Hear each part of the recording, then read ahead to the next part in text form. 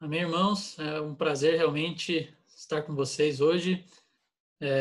Me apresentando, eu sou o João Marcos, sou de Inhandeara originalmente, hoje estou na igreja em São Paulo e é um prazer estar compartilhando com vocês hoje aqui. Espero desfrutar com os irmãos. Eu vou usar uma apresentação que eu montei, acho que para ficar um pouco mais fácil, a mensagem é bem complexa. Eu espero que ajude os irmãos a compreender e depois eu compartilho com o Valmor e ele pode disponibilizar para vocês também, tá? Vamos lá. Amém. Espero que vocês estejam vendo minha tela aí. João, qualquer coisa, vocês me dão um toque aí, libera o seu microfone e me avisa se travar alguma coisa, tá bom?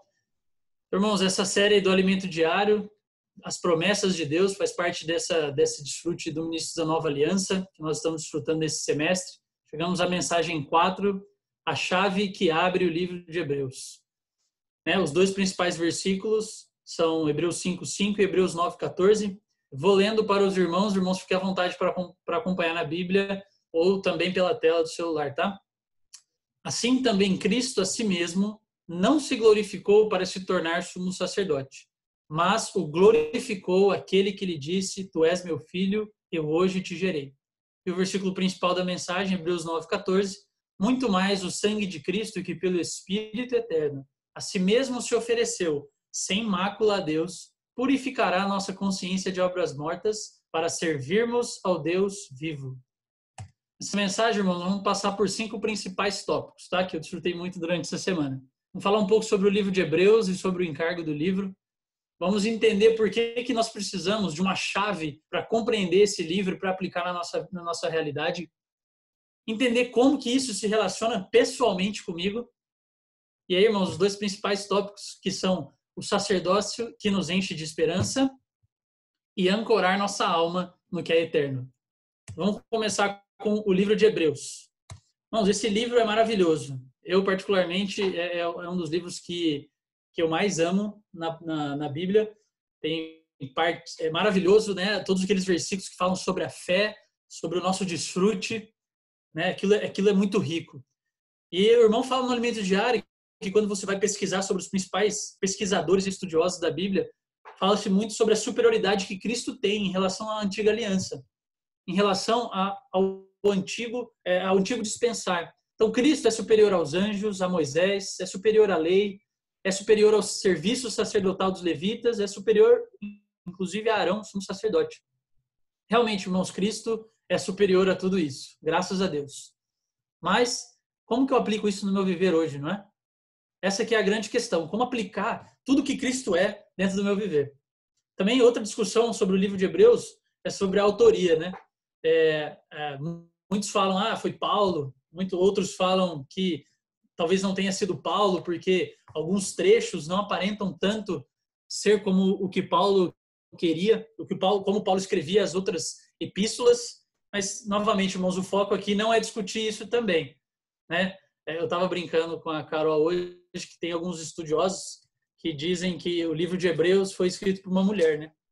Aí eu li para ela Hebreus 13, que é o último capítulo de Hebreus, que fala assim, Hebreus 13, no finalzinho fala, Hebreus 13, 22, fala, rogo-vos ainda, irmãos, que suporteis a presente palavra da exortação, tanto mais quanto vos escrevi resumidamente. Bom, para escrever resumidamente em 13 capítulos, pode ser que seja uma mulher, né? Ela não gostou muito da brincadeira, mas vamos seguir aqui. Então, irmãos, independente de quem escreveu, o que nós precisamos é desfrutar desse livro maravilhoso, que tem tanta revelação, tanta revelação elevada sobre o plano de Deus para nós. Então, como trazer para a realidade, a minha realidade do viver da igreja, esse conteúdo maravilhoso? Em João 14 a 17, nós temos desfrutado, né? Deus nos abriu as portas dos céus sobre a macroeconomia de Deus e como Deus e o homem, Deus quer unir o homem na glória com essa unidade maravilhosa que Deus tem com a Trindade, né? Ó Senhor Jesus, isso é maravilhoso, não é, irmãos? E graças a Deus, Hebreus vem com a microeconomia de Deus, ou seja, como que Deus faz para levar o homem para a glória, né? Esse homem que é tão limitado, né, irmãos? Esse homem que é tão terrenal, né? Hoje nós fomos formados do pó da terra, né? Então, nós fomos formados do pó da terra e o nosso corpo é terrenal, mas nossa alma e nosso espírito tem elementos divinos. Então, poxa vida, como que Deus faz para levar esse homem tão terrenal, tão preso às coisas da terra para a glória, né? Então, para isso, irmãos, para compreender esse livro de Hebreus que fala tanto de eternidade, que tantas vezes durante o livro fala sobre o que é eterno, sobre o que é para sempre, nós precisamos de uma chave, né? Então, por que eu preciso dessa chave, né? Em Gênesis 2:7 nós vemos o homem tripartido, o corpo, alma e espírito, né? O corpo como aquilo que é terreno, formado do pó da terra, e o espírito e a alma formado do sopro divino. Uau, mas no meu viver, no meu dia a dia, eu só exercito o meu corpo, eu cresço com esse corpo terreno. Isso me faz enxergar somente a largura, a altura, a profundidade e, além disso, o senso de tempo, né? Da linearidade do tempo, né? O que aconteceu ontem, o que vai acontecer depois. E com isso eu busco compreender o mundo. Mas, irmãos, algo precisa nos impressionar, né? Deus não está nessas dimensões. Deus não está preso a essas limitações.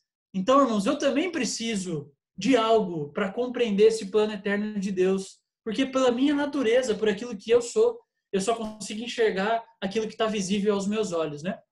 Então, o versículo-chave dessa chave de Hebreus é o versículo Hebreus 9, versículo 14, que fala assim: muito mais o sangue de Cristo, que pelo Espírito eterno a si mesmo se ofereceu sem mácula a Deus, purificará a nossa consciência de obras mortas para servirmos ao Deus vivo. Irmãos, maravilhoso esse versículo. Por que ele é a chave? Porque nos mostra, irmãos, que depois de Cristo ter realizado toda a sua obra, ter realizado todo o seu trabalhar, ele foi inserido em Deus, nesse ambiente eterno, nessa eternidade. Na Terra, ele ainda estava limitado ao seu corpo físico, não poderia estar em dois lugares ao mesmo tempo. Mas quando ele foi aceito por Deus, quando ele foi glorificado, ó Senhor Jesus, aí então ele foi aceito em Deus e inserido na eternidade onde Deus habita. Então, como que eu faço, né, irmãos, para falar de eternidade? Eu, alguém cartesiano terreno, né? Eu coloquei esse exemplo aqui. O que é, para os irmãos entenderem o que é largura, altura, largura, profundidade e tempo. Né? Eu tenho uma madeira qualquer, que ela tem uma altura, uma profundidade e uma largura. Ela tem suas dimensões. Mas, como o tempo passa, essa mesma madeira vira uma cadeira. É o mesmo material, mas é uma outra altura, uma outra largura, uma outra profundidade. Há 10 anos atrás, irmãos, eu tinha uma certa largura. Hoje, minha largura está umas 4 vezes maior. Ou seja, o tempo passa, não é? Então, isso é o que nos prende. Nós só enxergamos esse movimento. Irmãos, mas Deus não enxerga assim. Nós vamos entender um pouco mais como Deus olha essa relação entre as dimensões, né? Então, o que significa essa dimensão do tempo? Que eu consigo, irmãos, na linearidade do tempo, eu consigo colocar os eventos conforme eles acontecem, né? Então, eu consigo, se eu colocar uma linha, escrever uma linha, eu consigo ir, através dos anos, ir populando essa linha com os eventos que acontecem. Então, eu consigo colocar que há 6.000 anos atrás, Deus fundou o mundo, depois a encarnação de Jesus há 2.000 anos atrás, a crucificação, né, quando Jesus tinha 33 anos, sua ressurreição, e isso caminha até a eternidade futura. Eu consigo, irmãos, isso para nós é compreensível. Eu consigo entender que há 2.000 anos atrás, Cristo morreu por nós, não é? Irmãos, mas Deus não vê assim. Se eu pego essas dois pontos As, que são a eternidade, e ligo, então eu tenho o ambiente eterno. Irmãos, nesse ambiente eterno, não há mais início e fim. Não há mais primeiro e segundo. Não dá para falar mais que o ponto A vem antes do B, nem que o ponto B vem antes do A. Depende de como você olha essa circunferência. Irmãos, esse é o nosso Deus. Nosso Deus saiu dessa limitação terrenal, saiu dessa limitação terrena e hoje está nesse ambiente eterno. Uau, irmãos. E aí, né? Eu estou nesse ambiente linear. Deus está na eternidade. Como que eu posso me conectar com o Deus eterno? Como que eu, terrenal, vou fazer parte dessa unidade divina, dessa trindade, desse ambiente maravilhoso de alegria, de paz, que é a unidade do Deus triuno na glória, se eu sou ainda tão cartesiano, tão linear, e Deus está na eternidade? Então, vamos entender um pouco como que isso se relaciona conosco, amém? Então, Deus, nesse exemplo, nos dá o exemplo da arca. Ó Senhor Jesus, isso aqui, irmãos, é tremendo, é tremendo. Essa imagem é tremenda, né? Então, a arca da promessa representa o próprio Deus, eterno, o Deus santo, o Deus intocável. Irmãos, tem passagens no Antigo Testamento onde um dos que estava carregando a arca ia cair e esse foi tentar ajudar e encostou na arca e foi consumido imediatamente. Ou seja, não se pode tocar nessa arca. Ou seja, não há comunhão entre o que é terreno e o que é eterno. Deus, existe essa limitação. E aí nós, nessa visão, somos esses varais, feitos de madeira, né? Essa natureza humana terrenal. Mas Deus preparou as argolas. Olha só, essas argolas se assemelham à imagem anterior que nós vimos do círculo. Não tem início, não tem fim. Então, ela representa a eternidade. E é através dessas argolas que o homem, que é terreno, que representa o varal, pode se conectar com Deus. Irmãos, essa argola representa esse espírito eterno. E é através desse espírito que o homem terrenal pode se conectar com Deus. Ó Senhor Jesus. Irmãos, isso é tremendo. Há esperança para nós. Por isso, irmãos, que o livro de Hebreus tem tudo a ver conosco. Ele nos dá o caminho de como que eu faço, alguém tão terreno, alguém tão limitado, como que eu consigo me conectar com esse ambiente, irmãos, tão divinal, tão de paz e de harmonia? É através do Espírito Eterno. Ó Senhor Jesus, isso é muito rico, não é, irmãos? E uma prova, irmãos, de que isso é real, a Bíblia, irmãos, tudo está na Bíblia, né? A Bíblia mesmo se prova, né? Ela não precisa de outros livros para se comprovar. E um dos versículos muito interessantes disso está em Apocalipse 13, 8, que fala assim: e adorá-la-ão todos os que habitam sobre a terra, aqueles cujos nomes não foram escritos no livro da vida, do Cordeiro que foi morto desde a fundação do mundo. Uau! Olha só o que fala aqui, irmãos, que o Cordeiro, que Cristo foi morto desde a fundação do mundo. Você consegue compreender isso, irmãos? Porque quando eu penso quando Cristo morreu, eu falo há 2000 anos atrás. Mas aqui fala que foi desde a fundação do mundo. Por quê, irmãos? Porque esse Espírito eterno, onde Cristo inseriu toda a sua obra, foi elevado à eternidade. E por ter sido elevado à eternidade, irmãos, já não tem antes e depois. Então, quando Deus fala, para Deus, o Cordeiro foi morto desde a fundação do mundo. Para Deus, não tem antes e não tem depois. Isso explica, irmãos, por que no Antigo Testamento o povo de Deus conseguia se achegar a Deus com o sacrifício dos animais. Ó Senhor Jesus. Por que faz sentido, irmão, se pensar bem, faz sentido Deus aceitar o sacrifício, ou seja, se reconciliar com o homem, né, vendo um animal sendo morto? Né, não faz muito sentido, mas o que acontecia, irmãos? Para Deus, a eficácia da obra de Cristo já estava vigente. Olha só que maravilhoso. Então, quando Deus olhava aquele animal, né, que tipificava o pecador, ele via o sangue de Cristo. Graças a Deus. Então, a obra de Cristo, irmãos, tem eficácia eterna. Graças a Deus por esse Espírito eterno que elevou a obra de Deus a obra de Cristo para a eternidade e nos traz esse viver hoje, essa experiência hoje. Amém? Ó Senhor Jesus. É isso aí, irmãos. E daí, quando eu olho a minha situação, eu penso quem sou eu diante de uma visão tão elevada, né? Quem sou eu com tantas limitações, tão incapaz, tão terrenal?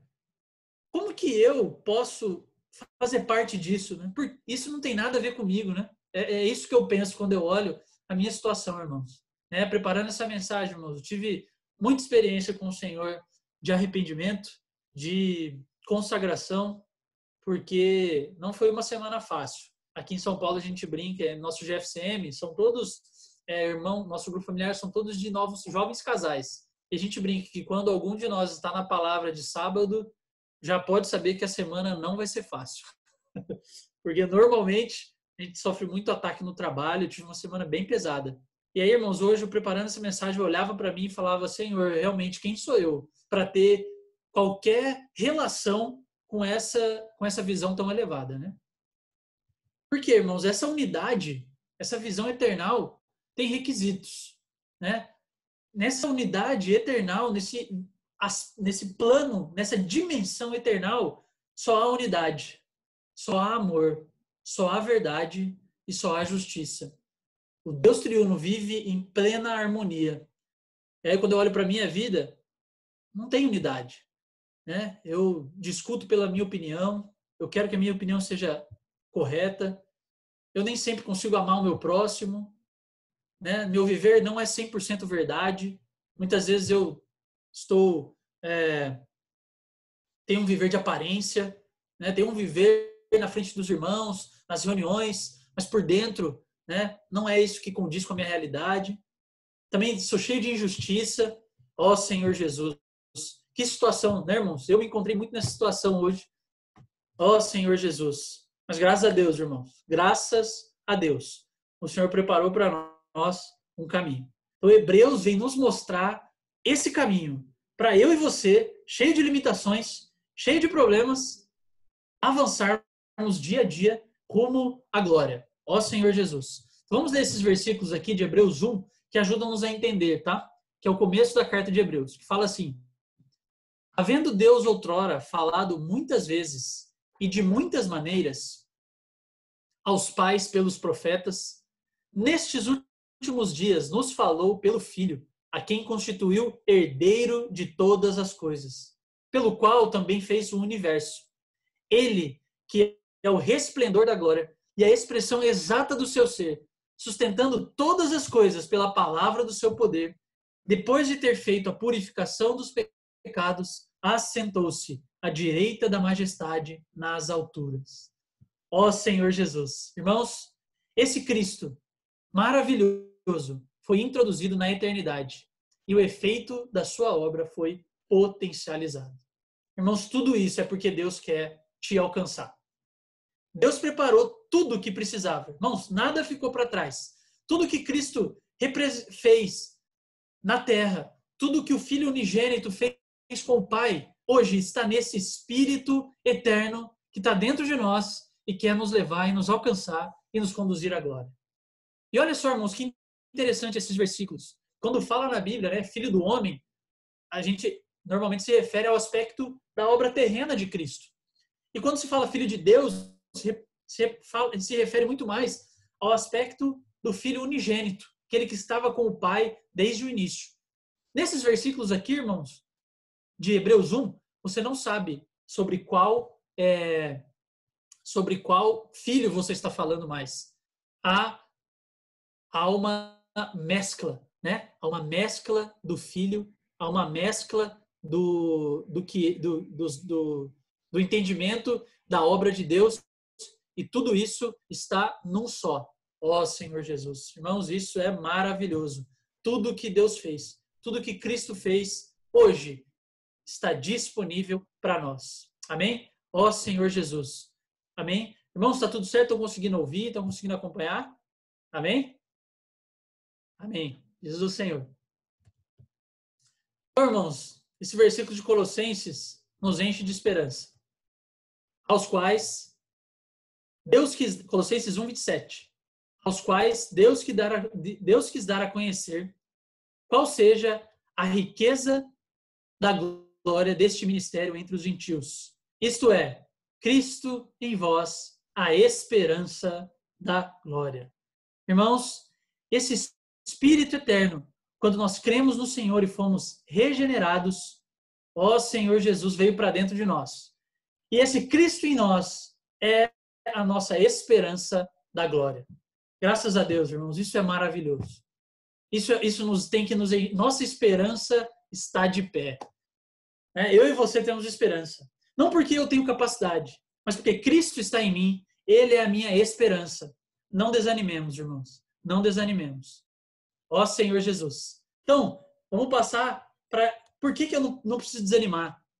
Eu tenho um sacerdote que me enche de esperança. Graças a Deus. Agora vamos passar por alguns versículos. São muito mais versículos aqui. Eu vou compartilhando com os irmãos. Mas Hebreus 5, de 5 a 10, fala assim. Assim também Cristo, a si mesmo, não se glorificou para se tornar sumo sacerdote, mas glorificou aquele que lhe disse, tu és meu filho, eu hoje te gerei. Como em outro lugar também diz, tu és sacerdote para sempre, segundo a ordem de Melquisedeque. Irmão, só esses 2 versículos dava para dar uma mensagem inteira de tanta riqueza que tem, de tanta profundidade que tem. Mas o que é interessante, irmãos, é que ao mesmo tempo que o filho foi aceito pelo pai, quando ele disse, tu és meu filho, eu hoje te gerei, ou seja, você homem Jesus, você foi gerado filho de Deus, você foi aceito dentro da glória. Ao mesmo tempo, irmãos, o Senhor foi ungido, foi estabelecido como sacerdote, segundo a ordem de Melquisedeque. O que significa isso, irmãos? No Antigo Testamento, nós tínhamos a ordem de Arão, né? A ordem do Antigo Testamento, do sacerdote terrenal, da tribo de Levi. Né? E esse ministério, irmãos, era cheio de limitações. Ele também tinha o encargo de levar o homem a Deus. Ele também tinha o encargo de levar o homem à presença de Deus. Mas ele era cheio de limitações. E esse Melquisedeque, que é um personagem tão, né, singular na Bíblia, né, tão difícil de entender, mas ele que é o rei da paz, é o rei de Salém, ele é superior à ordem de Arão. Ele é superior a Abraão, tanto que quando ele encontra Abraão, né, quando ele derrota os 5 reis, ele abençoa, ele unge Abraão, ou seja, ele é superior. Só se unge aquele que é inferior a você. Então, Melquisedeque é alguém que é superior, e esse ministério superior foi entregue nas mãos de Jesus, nas mãos de Cristo. Ele é o nosso sacerdote da ordem de Melquisedeque. Vamos seguir os versículos, fala aí. Ele, Jesus, nos dias da sua carne, tendo oferecido com forte clamor e lágrimas, orações e súplicas, a quem o podia livrar da morte, e tendo sido ouvido por causa da sua piedade, embora sendo filho, aprendeu a obediência pelas coisas que sofreu.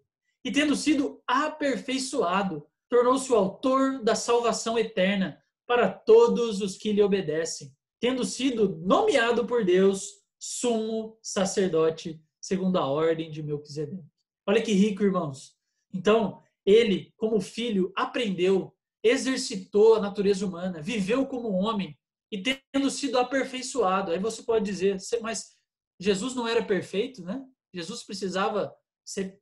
Não estou entendendo. Esse aperfeiçoado, na verdade, a tradução original fala de ter sido completado. Tinha uma parte na experiência de Cristo que não havia ainda, que era a parte do viver humano. E essa parte que foi incluída nesse Espírito eterno. E é por causa dessa parte, irmãos, que viveu, sofreu privações como cada um de nós, que ele hoje é o autor da nossa salvação. Graças a Deus. Hoje ele pode se compadecer de nós. Hebreus 4 fala, não temos sumo sacerdote que não possa se compadecer das nossas fraquezas. Não é? Então, hoje eu posso me achegar a esse sacerdote porque ele é completo. Ele tem tudo que eu preciso para caminhar. Graças a Deus. Ó Senhor Jesus. E vamos seguir para outros versículos que explicam um pouco mais sobre essa diferença dos ministérios de sacerdote. Se, portanto, Hebreus 7, de 11 a 19, a gente vai ler alguns versículos, tá? Versículo 11, se, portanto, a perfeição houvera sido mediante o sacerdócio levítico, pois nele, baseado o povo, recebeu a lei, que necessidade haveria ainda de que se levantasse outro sacerdote, segundo a ordem de Melquisedeque, e que não fosse contado segundo a ordem de Arão? O que isso quer dizer, irmãos? Se o ministério de Arão, se o ministério desse sacerdote levítico tivesse sido suficiente, não precisava de mais nada. Mas por que ele não era suficiente, né? Versículo 15. E isto é ainda muito mais evidente, quando a semelhança de Melquisedeque se levanta outro sacerdote. Ou seja, fica evidente que aquele ministério não era suficiente para levar o homem à glória. Constituído não conforme a lei do mandamento carnal, mas segundo o poder de vida indissolúvel. Irmãos, o ministério, né, esse sacerdócio pela ordem de Melquisedeque é segundo o poder de vida indissolúvel. A vida que não sofre derrota, a vida que não desaparece, a vida que não morre, a vida que não tem mudança. Ó Senhor Jesus, porquanto se certifica, tu és sacerdote para sempre. Versículo 18. Por um lado, se revoga a ordenança anterior por causa da sua fraqueza e inutilidade, pois a lei nunca aperfeiçoou coisa alguma. Uau, irmãos, esse versículo parecia que eu nunca tinha lido quando eu li hoje, né? Olha, a lei não conseguia aperfeiçoar nada. Ela não ia levar ninguém à glória. Por outro lado, graças a Deus, irmãos, que tem outro lado, se introduz esperança superior, pela qual nos achegamos a Deus. Irmãos, esse sumo sacerdote, pela ordem de Melquisedeque, nos traz uma esperança superior para nos achegarmos a Deus, para nos levar à glória, para nos levar a essa unidade maravilhosa. Ó Senhor Jesus, quanta riqueza, irmãos. Vocês estão convencidos? Né? Ó Senhor Jesus, temos um sacerdote perfeito que é capaz de nos introduzir na glória. Estão convencidos, irmãos? Eu fui muito convencido hoje, irmão, muito convencido. E eu queria que os irmãos saíssem daqui convencidos também. Não importa a sua situação, tem um sacerdote perfeito que pode te introduzir na glória. Tudo que ele é e fez está acessível a nós pela fé. Por isso que Hebreus, irmãos, fala tanto de fé. Por isso que Hebreus fala tanto dessa atmosfera da fé que nos leva para essa outra dimensão. Eu gosto muito desses versículos de Moisés que nos levam a perseverar. Fazendo um link com a reunião de ontem da conferência de jovens. Fala, pela fé Moisés, quando homem feito, se recusou a ser chamado filho da filha de Faraó, preferindo ser maltratado junto com o povo de Deus, ao usufruir prazeres transitórios do pecado. Porquanto considerou o opróbrio de Cristo por maiores riquezas do que os tesouros do Egito, porque contemplava o galardão. Pela fé, ele abandonou o Egito, não ficando amedrontado com a cólera do rei, antes permaneceu firme, como quem vê aquele que é invisível. Irmãos, essa tem que ser a nossa experiência através da fé. Ontem, compartilhando do Esdras, ele compartilhou sobre uma nadadora que ela queria bater o recorde de travessia e ela nadou por 24 horas e era 42 quilômetros, irmãos, no mar aberto. E chegou em determinado momento uma grande neblina, tubarões, e aí os barcos que o acompanhavam davam um tiro para o ar para espantar os tubarões. Irmãos, ela se distraiu. Ela não conseguia mais ver o alvo. E aí ela desistiu. Irmãos, quando ela subiu no barco, faltava apenas 1 milha. Ela já tinha nadado não sei quantas horas, irmãos, mas se ela nadasse mais 20 minutos, ela chegava ao final. Irmãos, hoje nós precisamos contemplar esse galardão. Não podemos perder de vista. Nossa vida vai ser assim, irmãos, cheia de neblina, tubarão, tiro pro alto, tiroteio, aquela barulheira, aquele terror, um monte de gente falando, pandemia, crise econômica, saúde, desemprego. Senhor Jesus. Mas, irmãos, se nós contemplarmos o galardão, se nós vermos aquele que é invisível, nós não vamos desistir. Nós estamos nessa reta final, irmãos. Está faltando bem pouquinho. Se nós perseverarmos, nós vamos chegar lá. Mas nós precisamos exercitar a nossa fé. Ó Senhor Jesus. E aí, irmãos, para finalizar, esses versículos que falam sobre ancorar a nossa fé naquilo que é eterno, né? Então, Hebreus 6, 13 a 18 fala assim: pois Deus, quando fez a promessa a Abraão, visto que não tinha ninguém superior por quem jurar, jurou por si mesmo, dizendo, certamente te abençoarei e te multiplicarei. E assim, depois de esperar com paciência, obteve Abraão a promessa. Pois os homens juram pelo que lhes é superior, e o juramento, servindo de garantia para eles, é o fim de toda contenda. O que está falando aqui, né, irmãos? É muito complexo esses versículos. Fala o seguinte, que se Deus fala, eu vou te dar isso, se eu te faço uma promessa, irmãos, não precisamos... Se eu faço uma promessa para alguém, eu preciso justificar isso para alguém. Mas se Deus faz uma promessa, ele não precisa justificar. Ele é Deus. Mas olha como Deus é misericordioso, irmãos. Aqui Deus faz uma promessa para Abraão e jura por ele mesmo. Deus faz uma promessa e Deus faz um juramento. Ó Senhor Jesus. Por quê, irmãos? Porque Deus conhece a nossa limitação. Deus sabe que eu e você somos inconstantes. Deus sabe que eu e você olhamos a nossa situação, olhamos tudo isso acontecer e não cremos na promessa. A gente não crê mais, a gente não crê que Deus vai conseguir fazer eu chegar nesse lugar eterno, eu ser inserido na glória. Por isso que fala aqui, pois Deus, quando quis mostrar mais firmemente aos herdeiros da promessa a imutabilidade do seu propósito, se interpôs com juramento, para que mediante duas coisas imutáveis, o que são essas duas coisas, irmãos? A promessa e o juramento, nos quais é impossível que Deus minta. Irmãos, então, Deus já não vai mentir, mas ainda tem a promessa e o juramento. Forte alento tenhamos. Irmãos, ó Senhor Jesus, que essas promessas nos encham de alento, a fim de lançar mão da esperança proposta. Irmãos, que nosso coração se encha de perseverança e de alento, que nós tomemos posse dessa promessa, que Deus quer nos inserir na glória.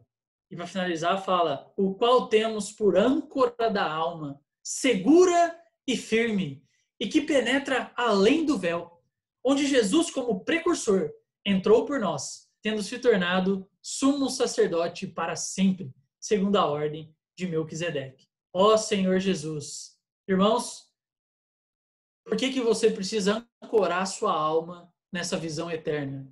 A sua alma, irmãos, é como aquela cadeira, que uma hora é uma madeira, uma hora é uma cadeira, uma hora é só cinzas. Nunca tem uma forma única. Nunca está constante. Uma hora estamos felizes, outra hora estamos tristes, uma hora estamos animados, outra hora desanimados. Não tem constância. Mas, irmãos, na eternidade, naquilo que é eterno, não há sombra de mudança. Não há dúvida. Não há chance de mudança, de erro. Irmãos, é nisso que a nossa alma precisa estar ancorada. Dia a dia, irmãos. Dia a dia precisamos ancorar nossa alma. Ancorar nossa alma nesse sumo sacerdote eterno, que ele já entrou além do véu, ou seja, ele já está no Santos dos Santos. O que significa, irmãos? Precisamos ancorar nossa alma no Espírito. O Espírito é o elemento onde está o Espírito de Deus. É ali, irmãos, que não há mudança. Se eu e você, irmãos, nos firmarmos nessa visão, se eu e você nos firmarmos no Espírito eterno, onde toda a obra de Deus, toda a obra de Cristo está consumada e está potencializada para nos fazer reinar, irmãos, nós não vamos viver mais tão inconstantes. Um dia eu quero me reunir, outro dia eu não quero. Um dia eu quero a reunião, outro dia eu não quero. Um dia eu quero ler a Bíblia, outro dia eu não quero. Um dia eu não estou ansioso, outro dia eu estou ansioso. Irmãos, eu não quero viver assim, irmãos. Graças a Deus por esse caminho maravilhoso que essa mensagem nos apresentou, de irmos até esse sumo sacerdote e descansarmos, ancorarmos nossa alma, entrar nesse descanso. Ó Senhor Jesus. Amém, irmãos? É isso.